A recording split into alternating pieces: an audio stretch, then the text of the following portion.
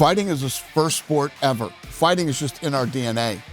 There's going to be 3 or 4 holy shit moments. And what's incredible is 13,000 people at Madison Square Garden will jump out of their seats at the same time and go, holy shit. I've seen guys walk in with the belt, entourage, the whole da-da-da-da-da, lose that night and walk out by themselves. Eddie Hearn, there's been a bit of a war of words between you guys. Well, it's been kind of one way. I don't know if I should tell this story. You should.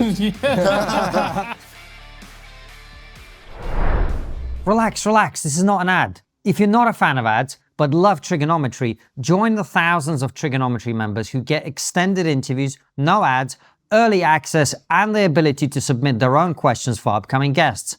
Sign up now at triggerpod.co.uk or click the link in the description of this episode. Dana White, welcome to TRIGGERnometry, man. Thanks for having me. Oh, it's a pleasure to have you on. Listen, we were talking before we started about the early days, actually not just in UFC, but in your life. And I just wonder, given where you started and what you went through, do you pinch yourself every day now, like selling out giant arenas, MSG, UFC 322 now?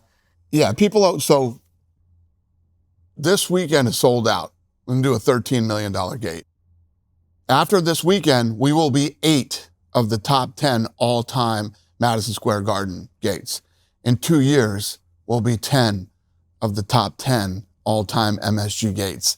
And we weren't allowed in New York a few years ago. You know, there was a corrupt politician here that was keeping us out of New York because of the Las Vegas Culinary Union, because of my friends, my first partners, the Fertitta brothers. They're in the gaming business, and they're non-union.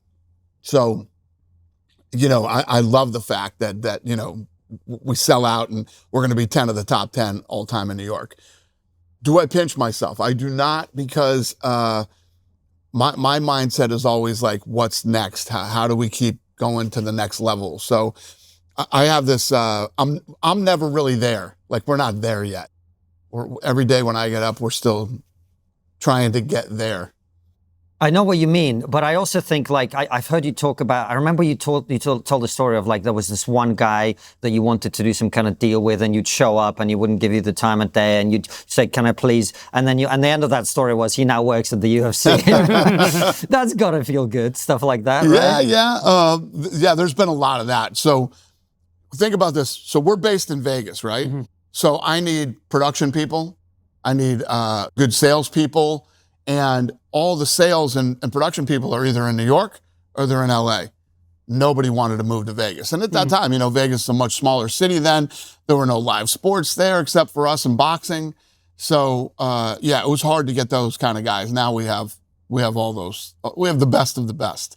Well, I get a sense from you that, like, proving people wrong is kind of a fun thing for you, right? I do. Yeah, I do. Yeah, I don't know how to explain it, but yeah, I do. I love proving everybody wrong. Yeah. You know, Dana, there's a lot of, especially young men, who watch your interviews because they see you as an inspiration and as a role model, a guy who's gone from a regular blue-collar background to have the kind of business success that you've had. What would you say to those young men, maybe a 22-year-old guy who's sitting in his bedroom watching this interview on his laptop, doesn't see a lot of a way out or much hope in his life? Well, I can tell you this. When I grew up, it was very hard to disrupt and very hard to break into, you know, if there was a massive business that had been around for a long time, very hard to go head to head and try to compete with them. Now, it's the wild, wild west. The world is wide open and for the taking for anybody. All these disrupting businesses that have come in. I mean, when I'm 56.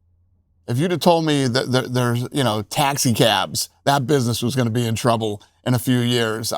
You know, these things that you know, the yellow pages would go away, and you know, all the things that have happened in the last 25 years.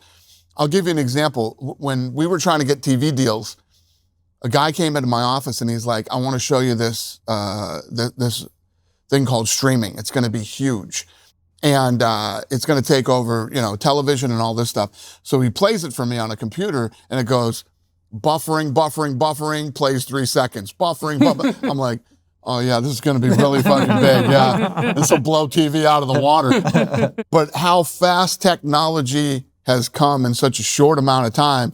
And for me and my businesses, technology has been incredible for us, you know, and I'm always jumping on the newest technology. So the answer to your question is, if there's anything that you love and you want bad enough, and you figure out that's what you want to do, and you get up every day and you just work toward it. I mean, you two, we're not sitting at this table in New York City right now because that's not what you two did. You two woke up one day and said, I think we should do this. And here you are.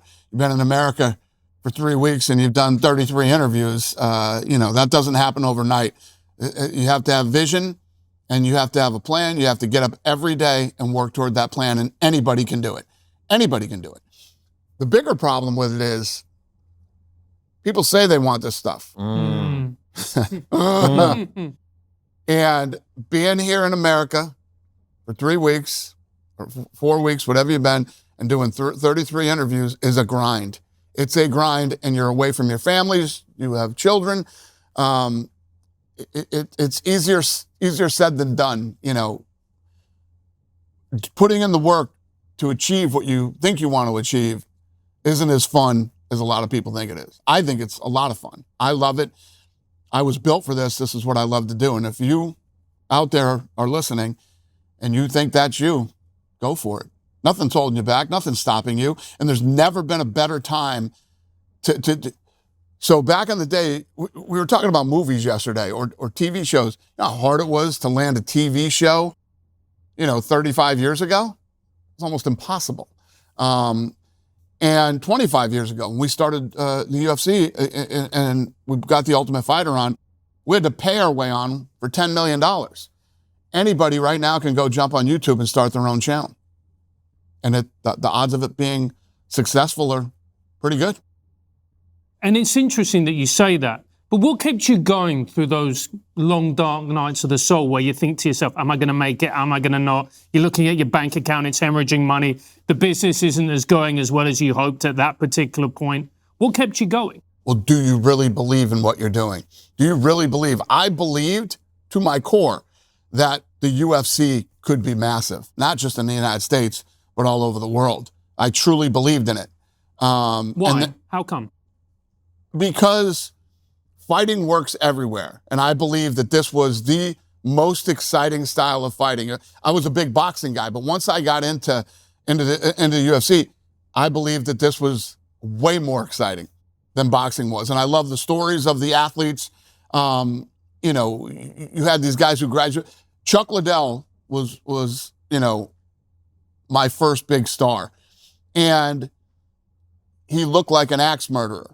But he graduated from Cal Poly with a degree in accounting. It's a great story. Rich Franklin, who was one of our world champions, was a school teacher. We had these kind of stories, whereas boxing had, I came from the mean streets of such and such, and if it wasn't for boxing, I'd be dead or in jail. It was literally every guy's story. And I thought that people could relate more to the UFC fighters than they could to boxing. I felt like we would tell the stories better than boxing did. And I believe this was if you watch early interviews of me, I say, this is going to be bigger than boxing and it's going to be a global sport. And everybody thought I was nuts. Yeah. Chuck Liddell follows us on on Instagram, so he must be a smart guy. Definitely a smart guy. But sorry, if we just go back to my point before I interrupted you. What kept you going? The long, dark nights of the soul. I believed. I mean, that's it. I believed that this thing was going to work, and we were going to keep grinding until we ran out of money and it was over. Yeah, and you came close. Yeah, we came real close. Yeah, Lorenzo called me and said, I can't keep doing this. I need you to go out and find out what you can get for this thing. I called him back at the end of the day and I said, $7-8 million bucks. And we were in the hole 30 something. Wow. And he said, okay. We hung up the phone, and that night I was like, it's probably over. And he called me the next morning and literally said, F it, let's keep going. And Lorenzo's big thing, and it's so true, it's amazing what a good night's sleep can do for you. You know what I mean? Mm-hmm. When you end a real shitty day which I'm assuming he had that day. And, you know, you go home and you go to bed, you wake up the next day, and it's a new day. You start, that's just like what I tell young people. I think part of the problem with people, you're going to have the group of people that just don't want to work hard. You got the group of people that are like, I want to work Monday through Friday, 9 to 5. I want weekends and holidays off, right? Those people are always going to exist. And I'm not going to say, what do you want out of your life? Who are you and what do you want out of your life?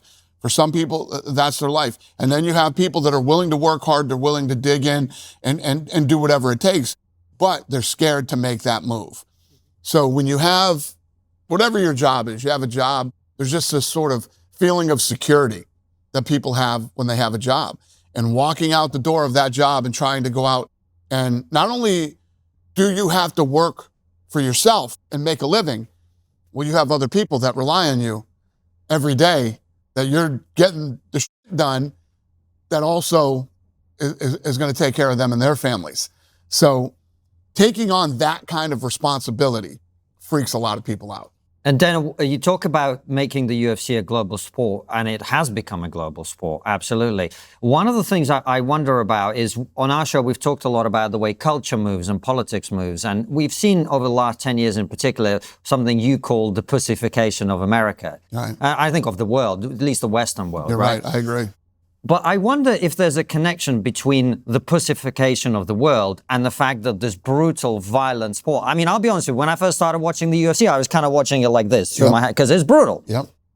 But it's now really become what it's become. And I wonder if those two things are somehow connected. Do you have any thoughts on that? Well, I think that if you look into the history of fighting, right, from the Coliseum and then to boxing, when you look at boxing in the early 1900s and the U.S., I mean, there's fights that like hundreds of thousands of people showed up to watch back then.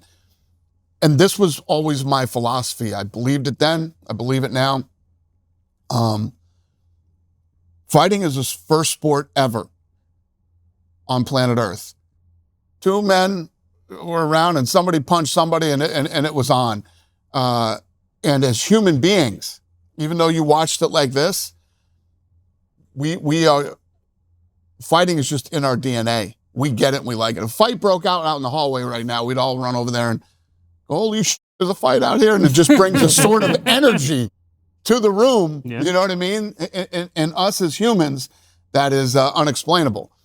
And it doesn't matter what color you are, what country you come from, what language you speak, we all get fighting and we like it. And if somebody is looked at as the baddest dude in the world and they look like you, talk like you, and come from where you come from, you rally around them. And it's like, even after all these years, right? If Mike Tyson walked in this room right now, and I've known him for years and he's a good friend of mine, we'd all go, holy shit, that's Mike Tyson. You know what I mean? And no basketball players or, you know, no matter how great they are, make people feel that way. It's just, it's a weird thing. And I've always believed in that. And I've always believed that, you know, this thing would work everywhere with every group of people. I guess what I'm getting at is, do you think there's something in this moment that's helped you explode? Because, you know, you had these people running around saying words of violence, and then you've got Francis Ngannou knocking someone's head off. Mm-hmm. Like, I think that kind of suppressed urge for something that raw is maybe part of what's happened. I don't know if you think that or not. I don't know. It's pretty deep. Sorry. I don't know. I don't know if, I think that, I tell people all the time, I'll tell you, you have a 3-year-old son, right? The greatest thing you can do as his father is teach him how to fight. You know, get him into jiu-jitsu, get him into Muay Thai, and teach him how to fight. It gives these kids a level of confidence, and not just to handle themselves physically, but just to know that you can. You know, changes the mindset of girls and boys. My daughter trained too when she was little. I had my daughter train. I don't know the answer to your question, but fighting definitely is just who we are as a species, I guess, I would say. How did you get into fighting?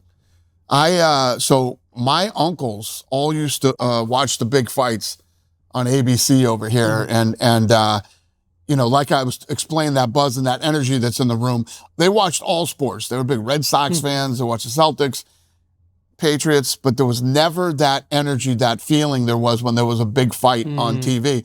And I just became addicted to it, I guess. I don't know. I fell in love with boxing through, you know, them watching the big fights.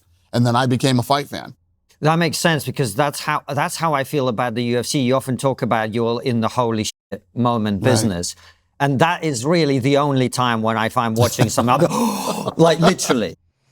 If you're a trigonometry fan, you probably think before taking things at face value. So why trust a mobile carrier that makes billions selling your data behind your back? That answer is Cape, a premium mobile carrier built from the ground up to protect your privacy. Unlike the big providers, Cape doesn't ask for your name, address, or social security number when you sign up. They delete call metadata after just 60 days instead of storing it for years. And they never ever sell your data because they don't collect it in the first place.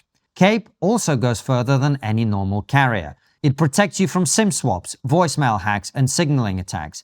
And with a unique system, your account is locked by a 24-word recovery phrase, just like a crypto wallet, meaning only you can access or transfer your number. Not hackers, not scammers, not even Cape. This is why Cape has already been vetted by cybersecurity leaders from OpenAI and CrowdStrike. It is trusted at the highest level. Cape offers a $30 first month trial for new users. If this sounds like something you've been looking for and your phone is carrier unlocked and eSIM compatible, give it a try. If you like your trial month, you can use our code TRIGGER33 to get 33% off your first 6 months with Cape.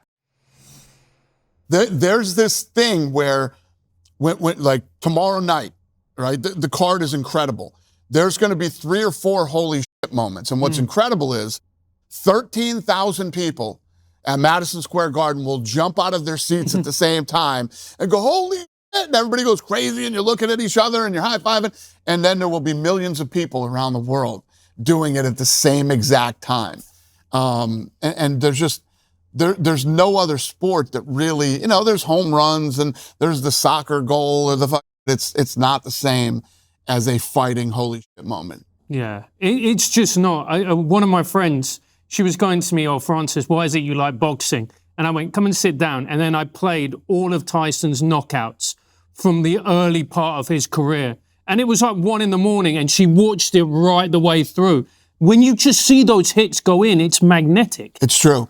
And even if it's not a Tyson, type highlight, when we who are normal people, first of all, to be an elite fighter, you are incredibly special.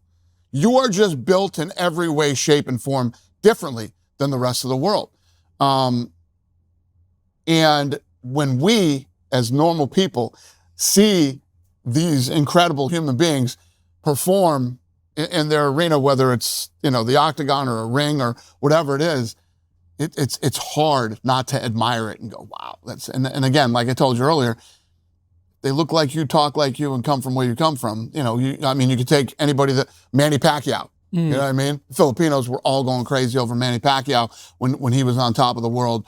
Conor McGregor, who's Irish, everybody thinks they're Irish, so everybody was going crazy all over the world. And it's a very unique, special thing. And what makes a great fighter? Because there must be a little bit of a chemistry to it. That when you watch someone, you're like, that guy's got it. They've all got different attributes that make them unique. Obviously, you have to be talented. You have to be a great athlete. And all the things that you have to be to play any sport. The difference between a fighter is you're mentally wired completely different than the rest of the world. Like if you laid them on a platform and measured them against all the other athletes in the world, they're an athlete, right? But mentally, they're completely different. And, there are certain athletes in other sports that I think, have that type of, like the GOATs, the ones that you look at. Michael Jordan is a killer. Right. Okay. Tom Brady is a killer, and like Messi and some of these other guys that are huge, Ronaldo. But the fighters, what happened when I was younger And I used to fight, and I believed that I wanted to, I remember one day we were in the gym, and there was this guy that came in the gym, and he was a local, he was a celebrity locally, right? Not on the national world stage, but in our hometown he was.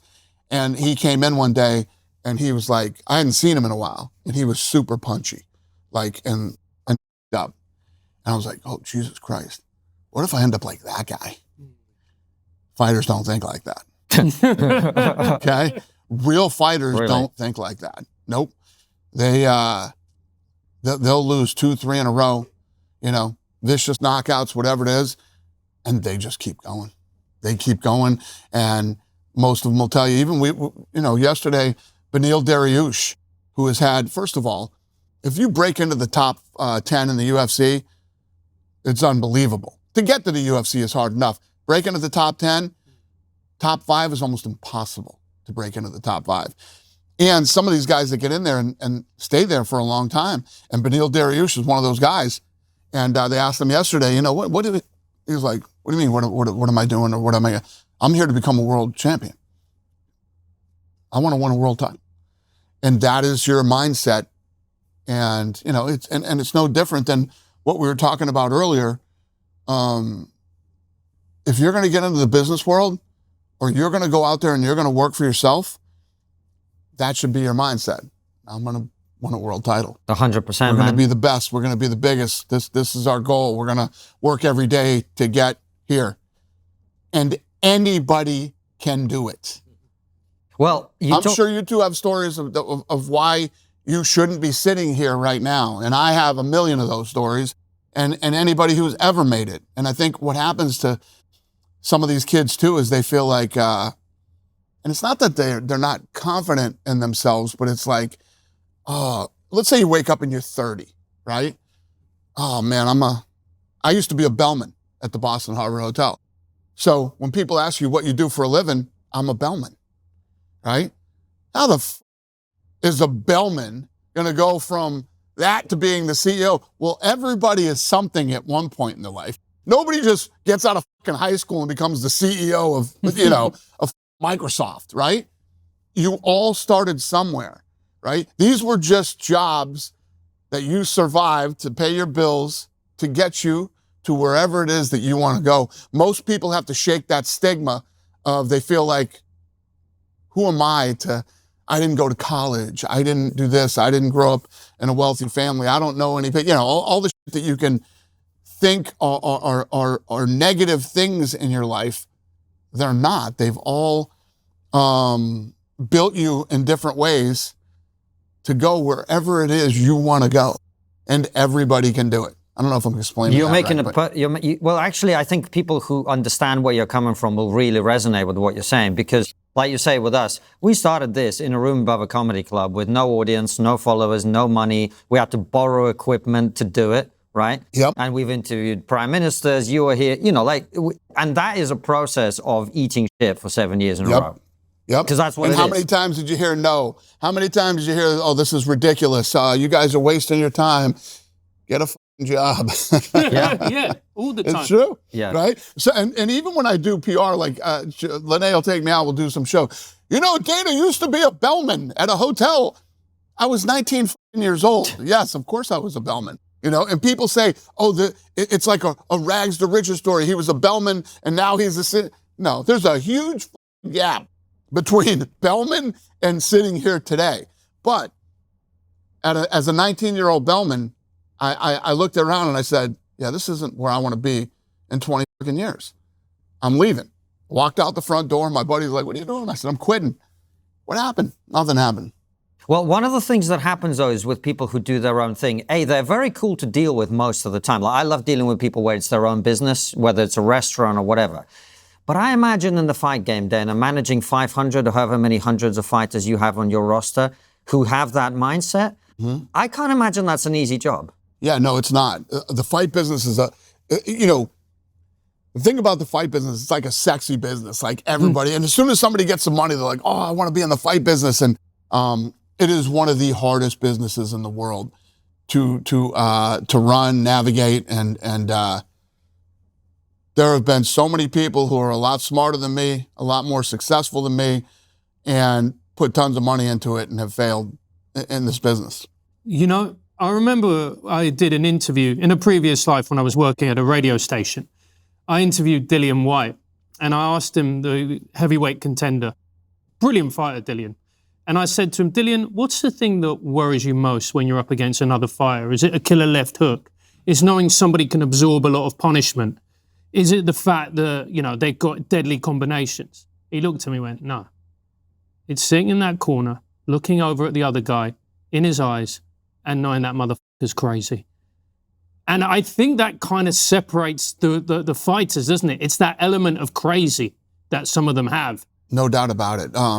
And you can look at it as crazy or absolutely brilliant in what it is they do. You have to, you know, it's the thing that I love about fighters is when I would go out and say, oh, this is, this is Chuck Liddell, and, oh, I feel bad for him. Oh, he has to fight to make, the fighters feel bad for people like us. These people sit in bumper to bumper traffic every day to go sit in cubicles and a job that they hate, and they're miserable. These fighters, they'll, even the lower level guys that make less money, they'll fight and they'll go do incredible things for the next 3 months and blow all their money. Then they'll go back into camp and start training again. I mean, these guys do live incredible lives. And some of these fighters that are parents get to spend so much time with their families. And then they have these big chunks of time when they're gone because they're out on fight camp. But yeah, a lot of those guys feel sorry for regular people. Yeah, I can imagine. And I think one of the difficult things must be if you run a promotion like the UFC where you see a fighter and they were once great, but there must be a part of you that you see them going downhill and you just want to step in and go, you were brilliant. You had your moment. You need to step away. Yep. I've done it many times. It's one of the hardest things to do. And I think if you're not just fighters, but professional athletes, period, tonight, you guys are going to sit in Madison Square Garden, the most famous arena in the world. And when the co-main and main come out, 13,000 people are losing their minds when they walk out of the tunnels, right? And they get up into the octagon. One will win. The place will erupt. When they leave, I mean, it's got to be so hard to walk away from that, right? Just the feeling of all that and the money. So once I tell all these guys, this isn't a job. This isn't a career. You know what I mean? This is an opportunity for you to become as famous as you can possibly be. Many people around the world see the great things that you've accomplished and make as much money as you can possibly make. And then there's a second part of your life that they have to go out and figure out who they are and what they want to do. Yeah, because it must be so tough. If you've been the baddest man on the planet, it's very difficult to go from that to becoming an accountant. Do you know what I mean? 100%. The end of the year always sneaks up on you. 1 minute you're buying gifts and booking flights, and next you're wondering where half your money went. It's the most expensive time in the year and usually the least organized when it comes to finances. If you want to keep your finances under control this holiday season, you need to be using Monarch. Monarch is the all-in-one personal finance tool that brings your entire financial life together in one clean interface on your phone or on your laptop. For me, Monarch has been a genuine wake-up call. Seeing all the travel and gift expenses add up in real time make me stop and adjust my spending before the credit card bill arrives. I used to link everything, accounts, investments, property value, so I can see my true net worth and stay on top of end-of-year goals like retirement contributions. And Monarch isn't just another finance app, it's a tool that real professionals and experts actually love. Named Best Budgeting App of 2025 by the Wall Street Journal, Forbes Best App for Couples, and featured in CNBC's top fintech companies in the world. There's even a passionate Reddit community of over 34,000 users showing how the product evolves. Don't let financial opportunities slip through the cracks. Use code TRIGGER at monarch.com in your browser for half of your first year. That's 50% off your first year at monarch.com with code TRIGGER. Well, I've seen, interviews where Tyson talks about it too. And he says that when he watches himself on TV, he's like, I f***ing idolized that guy. Now I'm nobody. Now I'm a f***ing, which he's absolutely wrong. You know, Tyson is beloved and is still doing very well for himself. But, you know, there's a whole different mindset that you have to get into once you retire and walk away from, and not just fighting, but professional sports in general. Because I remember reading Muhammad Ali's, one of Muhammad Ali's biographies, and they talked about the boxer, former heavyweight champion, Floyd Patterson. Mm-hmm. And they said about Floyd, which I found so surprising. This man was a genuinely great fighter, for those of you who don't know. And every time he used to walk and defend his title, he carried a suitcase with him, which had a disguise, because he knew at one point he was going to lose, and then he would wear that disguise and be able to slip out of the arena unseen. That, to me, was just, it was an insight into a man's mind, but it was also heartbreaking at the same time, you know? Yeah. That even though you're on top of the world, you still know you're human and fragile. Sad story, So I've seen, literally in this business, I've seen guys walk in with the belt, entourage, the whole da-da-da-da-da, lose that night and walk out by themselves. No. Oh, yeah. Oh, yeah. Oh, wow. Yeah. It is a brutal That's business, man. bad. Brutal. That is bad. Because, you know, again, we're talking about fighters. One of my heroes was Ricky Hatton, God rest his soul. I love Ricky. Yep. Magnificent boxer, even bigger heart, life and soul, a great guy. And I was reading an interview with him, and I think he pretty much said himself, he never got over losing to Floyd. He never got over losing to Floyd Mayweather. And you're like, what are you talking about? You were one of the best of your generation, and you lost to arguably, pound for pound, one of the greatest, if not the greatest fighter of all time. There's no disgrace in that. Well said. Absolutely right. Well said. But it's the mindset of a real fighter. Mindset of a real fighter is you want to be the best and you want to beat everybody. If that is not the way you think, you shouldn't even be fighting. You're crazy. That's when you're crazy. When you say, look across and that guy's crazy, if that isn't your mindset, you're crazy and you're fighting for all the wrong reasons. It's, you know, it's so true, because it's, like I said, it's that balance, isn't it? Because not only, look, if a soccer player goes on for too long, you go, he ain't what it used to be. You know, Right. I remember him a few seasons back, this guy was magnificent. But there's also a danger element in combat sports. If you go on for too long, you're really risking your health and your ability to function later on in life. And possibly your life. Right. Yeah. Well, we've made it a very British interview, and it's getting depressing the longer we go. So That's what I think. let's talk about it's your specialty, man. Let's talk about the card. Because, Dana, one of the things you famously changed your mind about is women in the UFC. And tonight, I'm not an expert, but I've been a fan for a long time. This has got to be probably the most exciting female matchup between Valentina Shevchenko and Weili Zhang. One of the greatest ever. Exactly. Not UFC, ever in female fighting. And when you talk about super fights, right? Oh, this is a super fight. Weili Zhang never lost the belt, still the world champion in her weight class. Valentina Shevchenko, who is heavier, still the champion. Weili is coming up to try to take her belt, and it's the number 1 pound-for-pound fighter in the world versus the number 2 pound-for-pound fighter in the world. This is a true super fight. And what makes this one even more exciting is Weili Zhang is a pit bull. She will go after Valentina, and it will be a good fight. I'd bet anything I own on this fight that this fight is could be up for fight of the night. Right, we're going to hold you to that. Yeah. Well, it's super exciting, not least because the fighting styles are so different, because Valentina is so technical, graceful. The way she moves is just perfection. It's something out of a Kung Fu movie. Yep. And then you've got Weili Zhang, who is an absolute brawler. It's super exciting. It's true. So when I was coming over here, the president called me, and we talked about that fight for 15 minutes. He's totally pumped up. Is he coming to the fight? He's not, no. But he's excited for that fight. And he told me to say hi to Valentina. Well, you've brought him up, so I wasn't going to bring it up, but one of the things you've had to, I don't know if it's the right word to say navigate, but you're not a political guy, and I don't think you take sides particularly. Right. But Trump is a friendship you've had for a long time, and you've had to, well, not had to, I mean, I think you've always backed him and been there for him in the way that he has for you. Have you had any issues with, like, sort of being aligned with President Trump? No, not really. Nobody's really ever come after me for that. You know, I'm sure there's a lot of people that don't like me because I'm friends with Trump. You know, who gives a shit? You know what I mean? I could care less about that stuff. He is I literally was on the phone with him for, I don't know what, 40 minutes.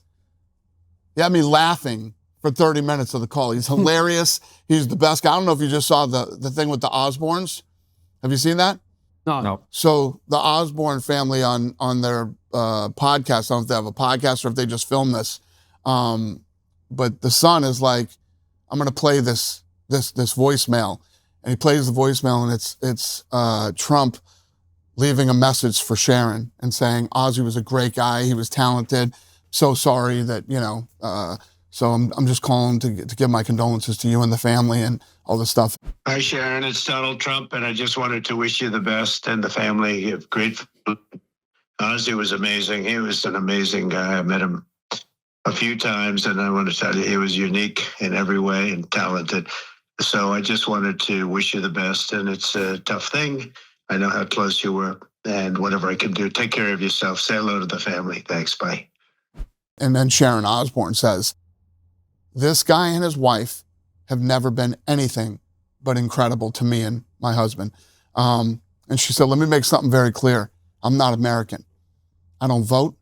I don't want to vote, and I'll never vote. So this guy doesn't need anything from me. And she starts crying like at the end of the whole thing. But I've been telling people for over 10 years that that's exactly who that guy is. That's so interesting you say that, because this is something that people really forget. I remember, and look, people can have whatever opinion about President Trump. He's a politician. People should criticize him, disagree with him, whatever. But I remember my wife and I were watching one of the Die Hard movies, like for Christmas. And there's a line in it where there's some kind of problem, and the switchboard for a local area has to manage the phones for the entire city because of something that's happened. And the supervisor comes in and he tells the woman who manages it, you know, you're going to have to deal with this. And she says, black woman, she says, if you think I'm going to do that, you think I'm going to marry Donald Trump. They're shutting down the police van. All calls will be coming through this switchboard. And I'm going to marry Donald Trump. He's an aspirational figure 15 years ago. Right. And then when he ran for president, suddenly he became the worst person in the world. What do you think happened there? I don't know if this is true or not, but he was in Home Alone 2. And I heard they took him out of the movie.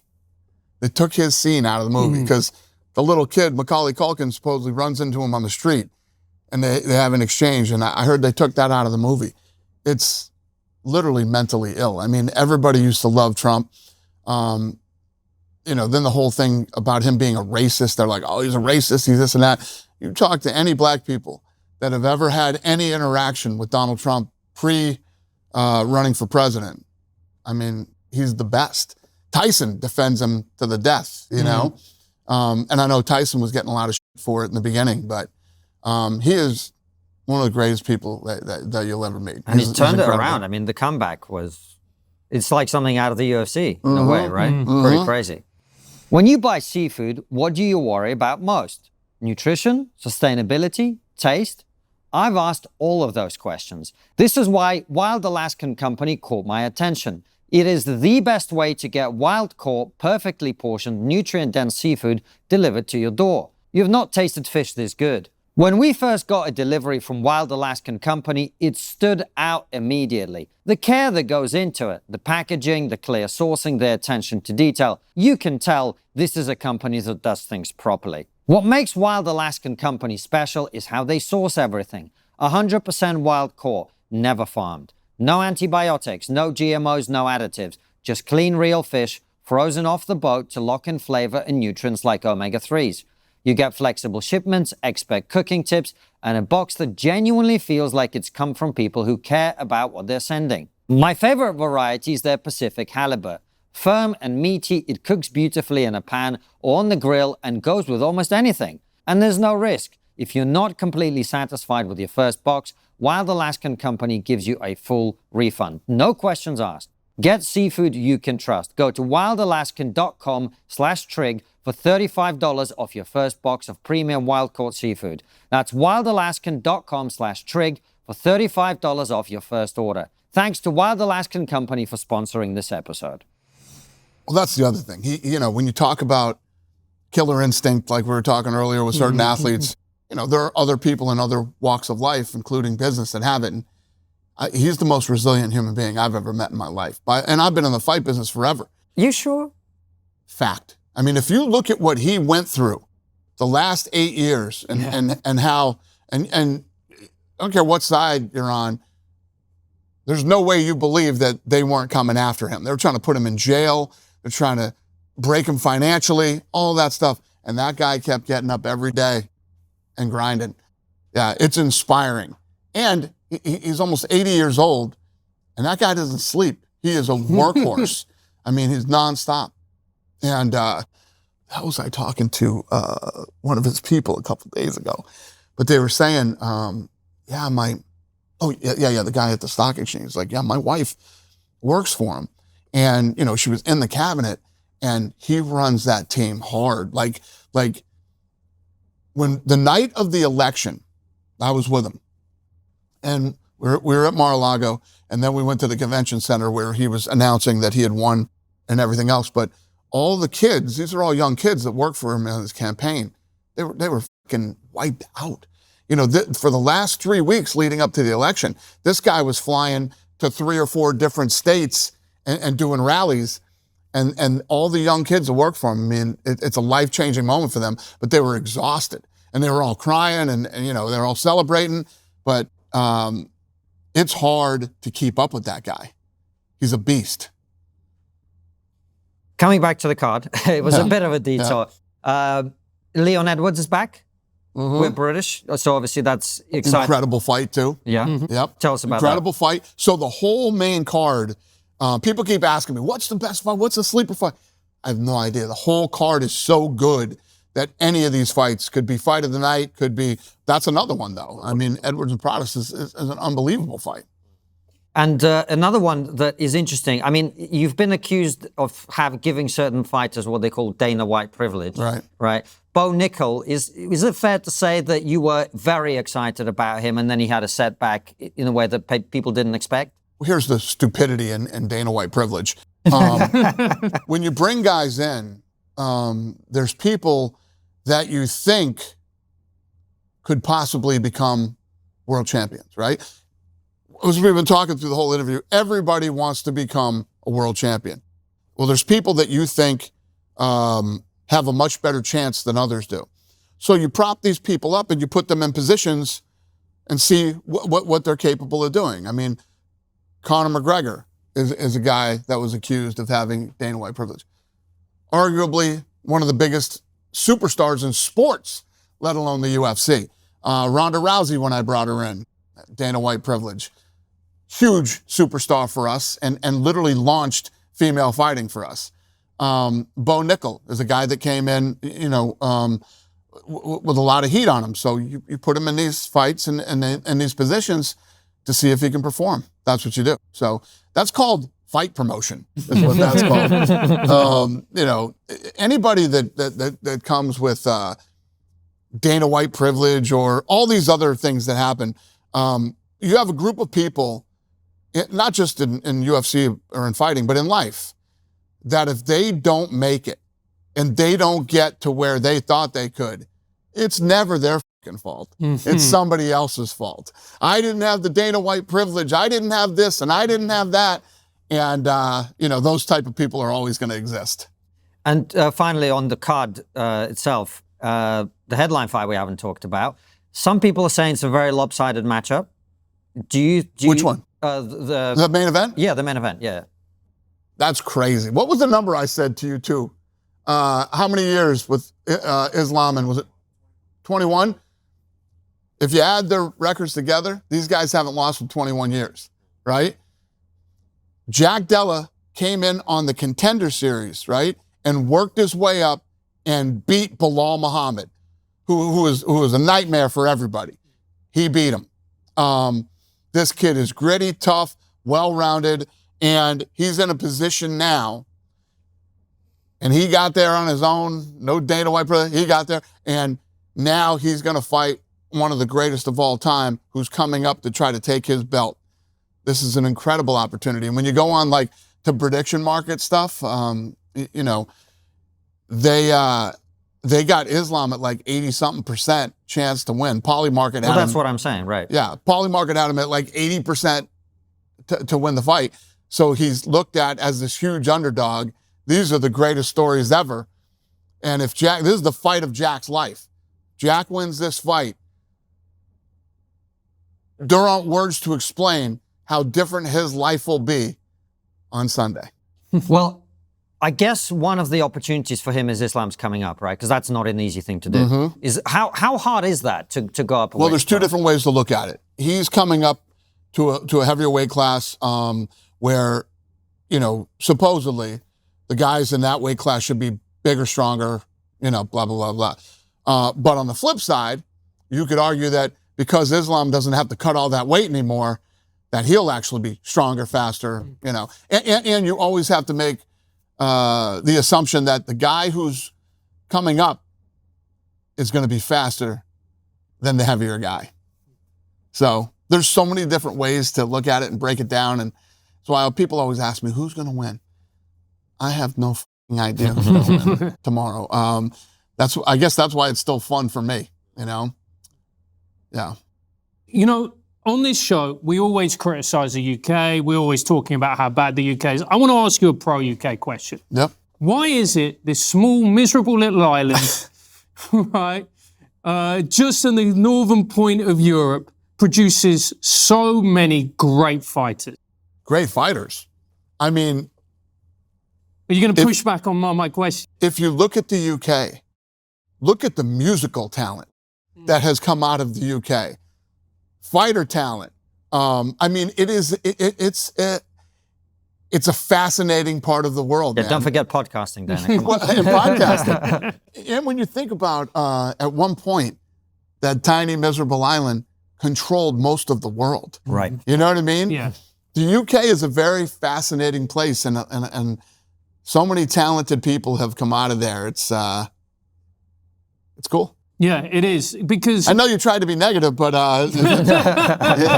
it's hard to be. It's you know, it's a fascinating question and fascinating place. Yeah. Because if you look even at the Northwest has produced so many great fighters like Tom Aspinall, Paddy the Baddy. Mm-hmm. You know, it's produced just that tiny little kind part of the UK. Yep. It seems to produce fighters, Ricky Hatton, other people as well.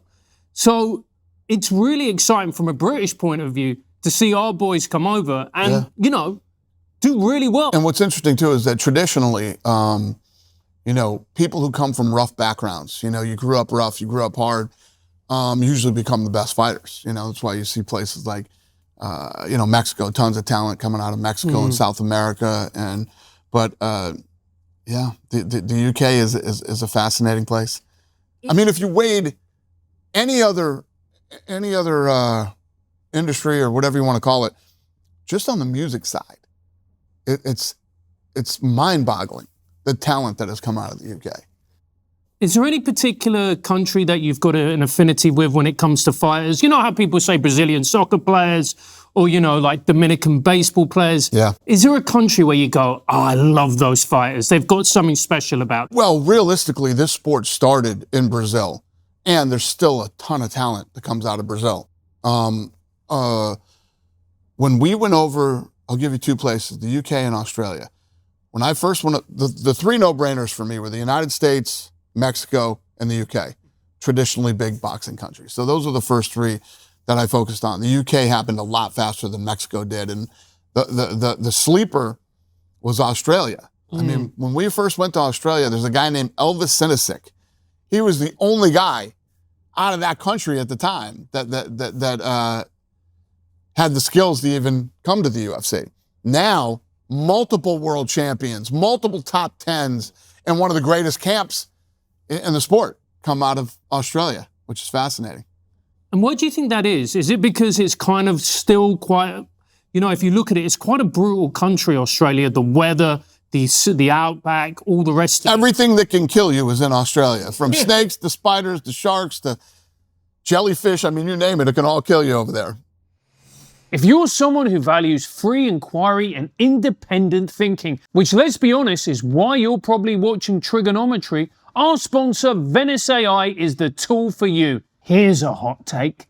AI is exploding right now. But seriously, most of the tools out there are just clones with slightly different skin.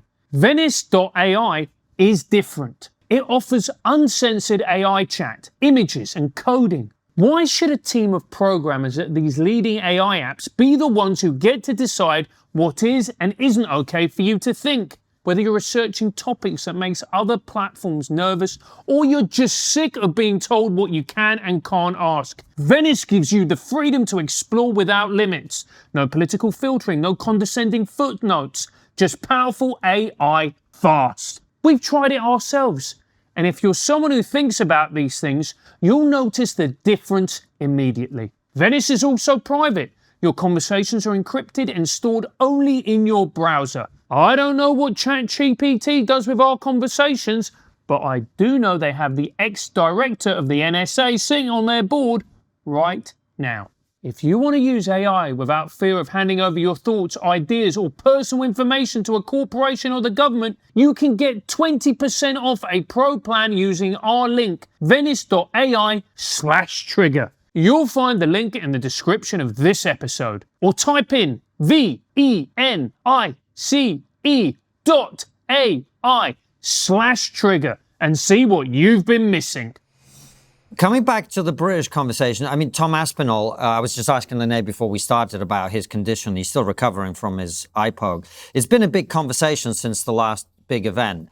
Do you have any plans to kind of try and change things up so that these things don't happen as frequently? Is there a glove change? Is there a rule change? Is there anything that can be done to stop it? Because I was just saying to her, like, my 3-year-old poked me in the eye, and I had to go to a doctor and sit in a dark room for 3 days. It is really bad if you get poked in the eye by Cyril Gunn. You know what I mean? Yeah, getting poked in the eye by anybody isn't good. But we've messed around with gloves. We've tried to do all these things to, I think the big talk is if you can, if there's harder penalties for doing it, guys would be a lot more conscious of it. Because you always have these guys if you're throwing punches and I'm blocking your punches, and then you got a guy that reaches out to catch something and the other guy's coming forward, it's going to happen. It doesn't happen as much as it seems. I can't remember what the number was. Do you know the number, Lene, of eye pokes that we've had? It's like 100 and something eye pokes over thousands of fights. But I guess some are much more meaningful than others, right? Like when you've got a heavyweight title fight, right, and it ends early with no result because of an eye poke. Right. That's when people. I can see your face in the press conference afterwards. You're not happy that that's happened. Yeah, but it's you don't ever want a fight to end like that. And then the problem is, and I think that I think Tom took it a little too hard. But you got all these people going, he quit, he this, he that. It's easy to sit on the couch or sit on the chair and watch somebody get poked in the eye and go, oh, you got, or get punched and knocked out. You go home, you recover, you get back in the gym, and we get back out and start fighting again. So are you thinking about a rule change? Yeah, we will definitely figure something out, but it's like bad decisions, bad referee calls. I mean, it's never going to go away. It's always going to be here. It's not like we're going to create some invention that nobody can get eye poked again. It's not going to happen. I guess the logic from some people is if you punish people more, right, they're going to be more careful. Makes sense. Makes sense. Dana, we want to leave time to ask you questions from our supporters. Okay. So we'll ask you our final question, then move over to Substack. Which is, what's the one thing we're not talking about that we really should be? Before Dana answers a final question at the end of the interview, make sure to head over to our Substack. The link is in the description where you'll be able to see this. Who wins in an octagon, Konstantin or Francis, me or him? Who are some of your favorite fighters to watch and why?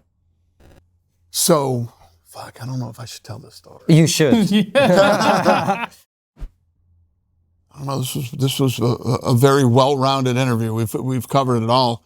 Yeah, no, I think it was great. Then you're the You guys look very disappointed in that answer. We are.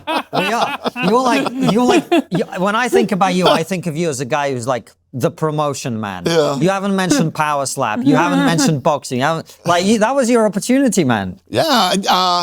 Those will all have their time and place. Listen, power slap is an absolute beast. This thing is so incredibly successful.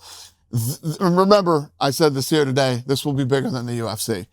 You don't have to train 10 years and be an incredible athlete to do it. And like I said earlier, you said earlier to me, I sell holy shit moments for a living. And you might have a whole night of fights and not have your holy shit moment. Power slap is 1, 2, holy shit. Do you know, as a man who has a Latin American mother, you should get some Latin American mothers involved in that, man. Yeah. And that's a great point. A lot of people don't understand what happens when you go to the ground in the ground game. Everybody understands a slap, including women, and everybody gets it. And one of the big criticisms early with power slap was that, yeah, it's good, short, snackable content on social media, but people are going to every year. We have 30 million followers in 2.5 years, and we're going to double this year what we did last year. So the thing just keeps going like this. It's going to be great. Boxing. Well, yeah, I was going to ask you about that. Eddie Hearn, there's been a bit of a war of words between you guys. Well, it's been kind of one way. I'm trying to make it two-way. Eddie Hearn. I'm trying to make it two-way. Help me out, Dana. What's going on there? I like Eddie. I don't dislike Eddie. And the thing is with Eddie and all the other guys in the boxing world, they're like, oh, we look forward to this, and he's not doing it, he's not doing that. These guys remind me of career politicians that have, just been there and done their thing. And then they're running it then, telling you all the great things that they're going to do that they haven't done the last 25, 30 years.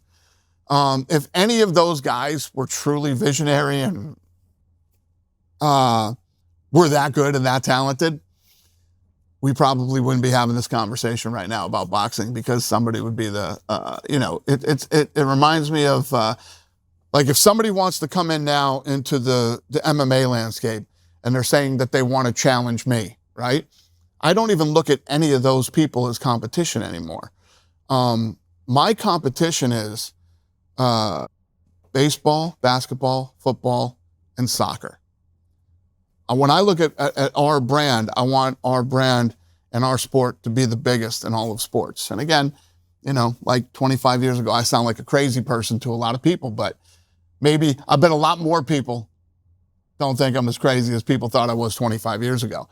So the Eddie Hearns of the world, and I like Eddie, I like him personally, but he's a politician, and he's out there, he doesn't like the fact that I'm getting into this, and I don't blame him. And, we'll see in a couple of years. We'll see how this plays out. There we go. We've got a little clip. Dana White destroys Eddie Hearn with facts and logic. That's what we did here at TRIGGERnometry. All right, head on over to triggerpod.co.uk where Dana's going to answer your question. Dana, for the love of Christ, he's very passionate. Can you please add more weight divisions like cruiserweight? What has been the reason that there are as many weight divisions as there are?